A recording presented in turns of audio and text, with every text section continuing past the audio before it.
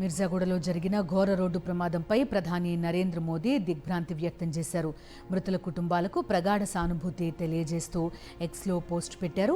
గాయపడిన వారు త్వరగా కోలుకోవాలని ప్రార్థించారు. కేంద్రం తరపున మృతుల కుటుంబాలకు 2 లక్షలు, క్షతగాత్రులకు 50,000 రూపాయల చొప్పున పరిహారం ప్రకటించారు ప్రధాని నరేంద్ర మోదీ. మిర్జాగూడ బస్సు ప్రమాద ఘటనపై వైఎస్ఆర్సీపీ అధినేత వైఎస్ జగన్మోహన్ రెడ్డి దిగ్భ్రాంతి వ్యక్తం చేశారు. 19 మంది మృతి చెందడంపై విచారం వ్యక్తం చేశారు ఆయన. ఈ దుర్ఘటన అత్యంత విషాదకరమన్నారు వైఎస్ జగన్. బస్సు ప్రమాద ఘటన తీవ్రంగా కలచివేసిందన్నారు.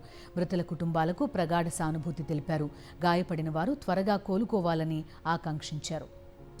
ఏ స్థాయిలో ఆ ప్రమాద తీవ్రత ఏ స్థాయిలో ఉంది అనేది కూడా మనకు అక్కడ ఆ వాహనాన్ని చూస్తే అర్థమైపోతుంది. ప్రస్తుతం చూస్తున్నాం బాధితుల కుటుంబ సభ్యులు వీళ్ళంతా చేవెళ్ల ఆసుపత్రి దగ్గర వీళ్ళంతా ఉన్నారు. 19 మంది ఎవరైతే ఈ రోడ్డు ప్రమాదంలో చనిపోయారో వాళ్ళందరి మృతదేహాలను పోస్టుమార్టం ప్రక్రియ పూర్తయిన తర్వాత బంధువులకు అప్పగిస్తున్నారు. చనిపోయిన వారి కుటుంబ సభ్యులు బంధువులు అక్కడికి చేరుకున్నారు. వాళ్ళ బాధ వర్ణనాతీతంగా ఉంది. తమ కుటుంబ సభ్యులను కోల్పోయిన బాధతో వాళ్ళంతా కూడా కన్నీరు మున్నీరవుతున్న దృశ్యాలు ప్రస్తుతం మనం చూస్తున్నాం.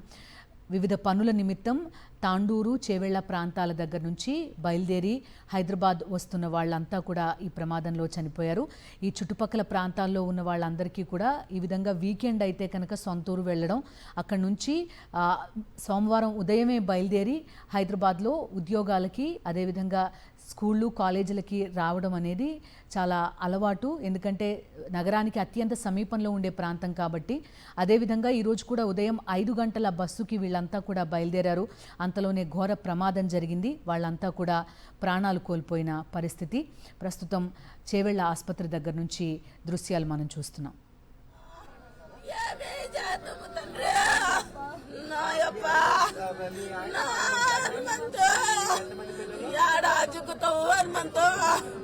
మనము సియాడికన్నా తండ్రి నాయప్ప పోదామ తండ్రి